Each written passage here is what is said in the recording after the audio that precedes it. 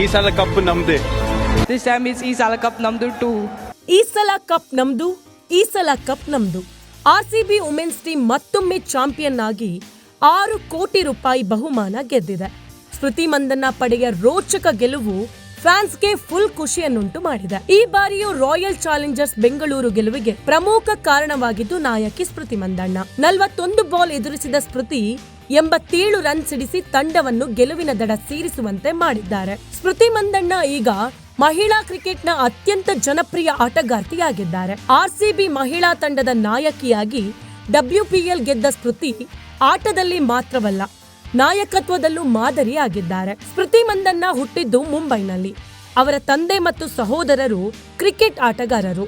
Cricket family ಆಗಿದ್ದರಿಂದ ಸ್ಮೃತಿಗೆ ಕೇವಲ 9 ವರ್ಷ ವಯಸ್ಸಿನಲ್ಲಿ ಕ್ರಿಕೆಟ್ ಟ್ರೈನಿಂಗ್ ಆರಂಭ ಆಗಿದೆ. ಸ್ಮೃತಿ ಮಂದಣ್ಣ 15ನೇ ವಯಸ್ಸಿಗೆ ಕ್ರಿಕೆಟ್ ತಂಡವನ್ನ ಸೇರಿಕೊಂಡ್ರು.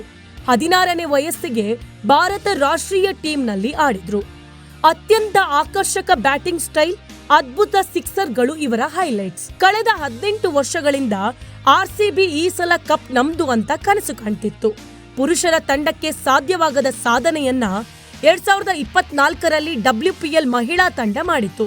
ಸ್ಮೃತಿ ಮಂದಣ್ಣ ಅವರ ನಾಯಕತ್ವದಲ್ಲಿ ಆರ್ಸಿಬಿ ಮಹಿಳಾ ತಂಡ WPL ಚಾಂಪಿಯನ್ ಆಯಿತು. ಇದೀಗ 2026ರಲ್ಲೂ ಸ್ಮೃತಿ ಮಂದಣ್ಣ ಆರ್ಸಿಬಿ ಅಭಿಮಾನಿಗಳ ಹೃದಯ ಗೆದ್ದಿದ್ದಾರೆ. ಈ ಸಂತೋಷದಿಂದ ಹಿಂದಿರುವ ಶಕ್ತಿಯೇ ಸ್ಮೃತಿ ಮಂದಣ್ಣ ಅಂದ್ರೆ ತಪ್ಪಾಗಲಾರದು. ಸ್ಮೃತಿ ಮಂದಣ್ಣಗೆ ಈಗ ಶುಭಾಶಯಗಳ ಮಹಾಪೂರವೇ ಹರಿದು ಬಂದಿದೆ. ಕಿಂಗ್ ಕೊಹ್ಲಿ, ವಿರಾಟ್ ಕೂಡ ಸಖತ್ ಖುಷಿಯಾಗಿ ವಿಶ್ ಮಾಡಿದ್ದಾರೆ.